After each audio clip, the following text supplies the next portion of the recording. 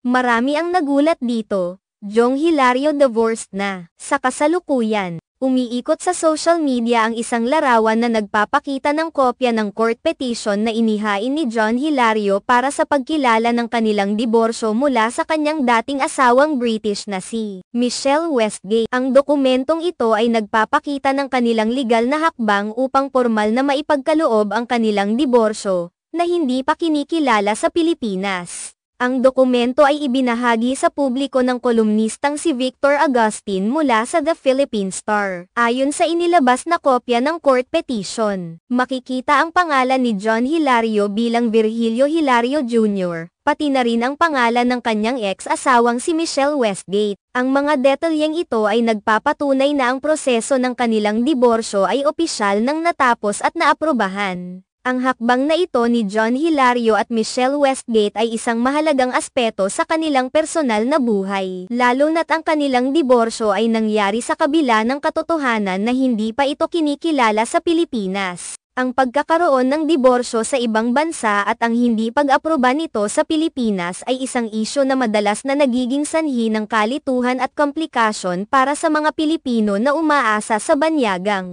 batas para sa pag-aayos ng kanilang legal na relasyon. Ang mga detalye ng court petition ay nagsisilbing mahalagang ebidensya na nagpapatunay sa kanilang legal na pagkakahiwalay. Ang pagkakaroon ng dokumentong ito na lumalabas sa publiko ay nagdudulot ng mas malalim na pag-unawa sa mga legal na aspeto ng diborsyo, lalo na sa mga Pilipino na maaaring hindi pamilyar sa mga proseso sa ibang bansa. Sa Pilipinas, ang diborsyo ay hindi pa opisyal na kinikilala sa ilalim ng batas. Kaya ang mga Pilipino na nagnanais na maghiwalay mula sa kanilang asawa ay kadalasang kinakailangan na pumunta sa ibang bansa upang proseso ang kanilang diborsyo. Ang mga hakbang na tulad nito ay nagmumungkahi ng pangangailangan para sa reforma sa batas na nagtatakda sa mga kondisyon para sa legal na pagkakahiwalay. Ang sitwasyon ni Hilario at Westgate ay isang halimbawa ng sitwasyon kung saan ang isang individual ay maaaring maghanap ng solusyon sa kanilang mga legal na problema sa ibang bansa dahil sa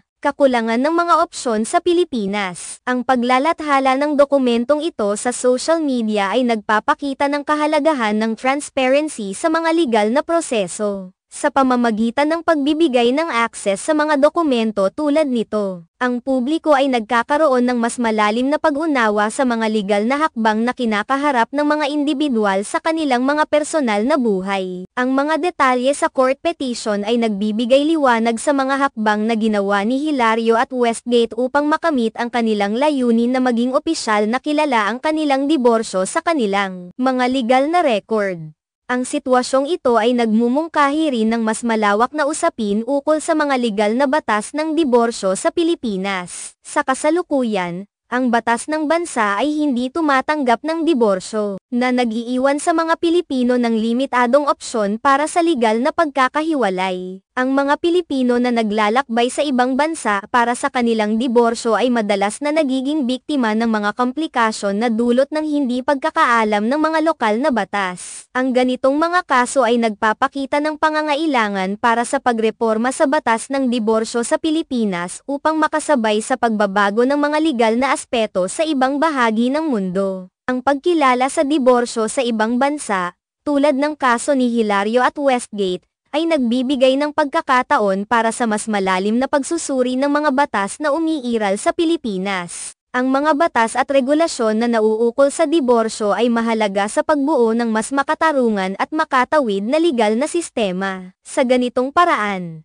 ang bansa ay maaaring magbigay ng mas mahusay na proteksyon at solusyon para sa mga mamamayan na nagnanais ng legal na pagkakahiwalay mula sa kanilang mga asawa. Sa kabuuan, ang paglabas ng larawan ng court petition sa social media ay nagbibigay diin sa kahalagahan ng transparency at pangunawa sa mga legal na proseso.